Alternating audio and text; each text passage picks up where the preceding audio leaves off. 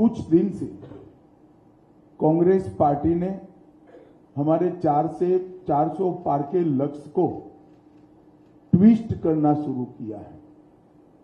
उन्होंने एक प्रकार से 400 पार के लक्ष्य को संविधान बदलने के लिए ये लक्ष्य है, और दूसरा एक अपप्रचार कर रहे हैं कि भारतीय जनता पार्टी 400 पार करने के बाद आरक्षण को समाप्त कर देगी। ये दोनों चीजें निराधार और तथ्यहीन है। भारतीय जनता पार्टी को पूर्ण बहुमत इस देश की जनता ने 2014 में भी दिया, 2019 में भी दिया। हम 10 साल से पूर्ण बहुमत के साथ की सरकार चला रहे हैं। हमने पूर्ण बहुमत का उपयोग कांग्रेस की तरह इमरजेंसी डालकर लोकतंत्र का गला घोंटने में नहीं किया। इमरजेंसी डालने के लिए, लोकसभा का टर्म एक्सटेंड करने के लिए, संविधान बदल करने में नहीं किया। हमने पूर्ण बहुमत का उपयोग धारा 370 को समाप्त करने में किया, ट्रिपल तलाक को समाप्त करने में किया, अंग्रेजों के कानून बदलकर भारतीय संस्कार और भारतीय पद्धति के कानून लाने में किया, कोरोना के खिलाफ लड़ने में किया, और जब कोर्ट से जनादेश मिल गया तो राम मंदिर के निर्माण में भी हमारी सरकार ने पूरी अनुकूल जमीन तैयार करने में अपनी भूमिका करी। कांग्रेस पार्टी एक झूठ फैलाकर जनता के बीच में भ्रांति पैदा करना चाहती है। मैं ये बात स्पष्ट कर देना चाहता हूं कि Bharatiya Janata party ST, SC, OBC के आरक्षण की समर्थक है और हमेशा इसके संरक्षक के रूप में अपनी भूमिका निभाएगी। ये बात नरेंद्र मोदी जी ने भी कई बार सार्वजनिक भाषणों में स्पष्ट की। एसटी, एससी, ओबीसी के आरक्षण में किसी एक राजनीतिक दल ने अगर डाका डाला है तो वो कांग्रेस पार्टी ने डाला है। सबसे पहले उन्होंने संयुक्त आंध्र प्रदेश में मुसलमानों को रिजर्वेशन दिया। वो रिजर्वेशन के कारण ओबीसी का रिजर्वेशन कटा।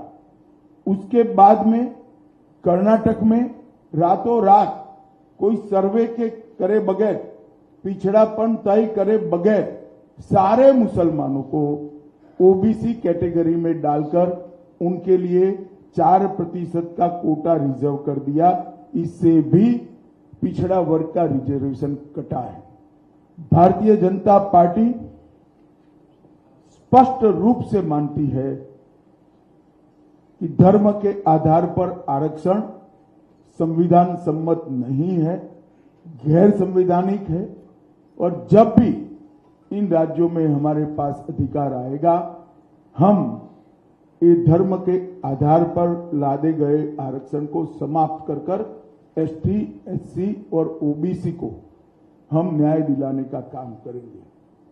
मित्रों, उनकी हताशा, निराशा इस स्तर पर पहुंच गई है कि उन्होंने मेरा और कुछ भाजपा नेताओं का फेक वीडियो बनाकर सबके बीच में सार्वजनिक किया। मुख्यमंत्री, प्रदेश अध्यक्ष, इस कक्षा के व्यक्तियों ने भी इस फेक वीडियो को फॉरवर्ड करने का काम किया। अब स्पष्ट हो चुका है। सौभाग्य से मैं जो बोला था उसका भी रिकॉर्डिंग हुआ था, तो वो रिकॉर्ड हमने सबके सामने रखा। दूध का दूध, पानी का पानी हो गया, और आज कांग्रेस पार्टी के प्रमुख नेता क्रिमिनल ऑफेंस को फेस कर रहे हैं। ये जो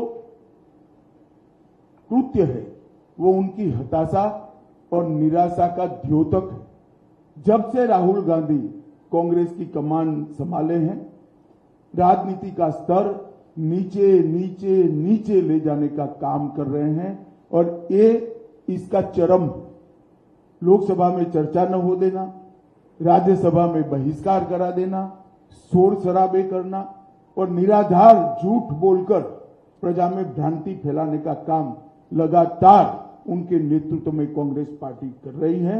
और मैं मानता हूं कि अब फेक वीडियो सर्कुलेट कर फर्जी टाइप का जन समर्थन प्राप्त करने का ये प्रयास ये बहुत निंदनीय है और भारतीय राजनीति में किसी प्रमुख दल के द्वारा कभी ऐसा नहीं किया गया।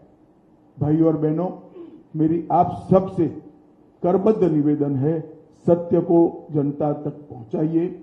जनता को गुमराह जो करना चाहते हैं उनको अपने सिद्धांतों के आधार पर, अपने कार्यक्रमों के आधार पर और अपने घोषणा पत्र के आधार पर चुनाव लड़ना चाहिए। फेक वीडियो सर्कुलेट कर नहीं, भारतीय जनता पार्टी के घोषणा पत्र को तोड़ मरोड़ कर जनता के बीच में झूठे तरीके से रखकर चुनाव नहीं लड़ना चाहिए। 1 मिनट के लिए ये वीडियो, दोनों ओरिजिनल वीडियो और फेक वीडियो मैं आप सबके सामने रखना चाहूंगा। उसके बाद में आपसे सवाल जवाब लेंगे। If you like this video, then like, share and subscribe to ET Now.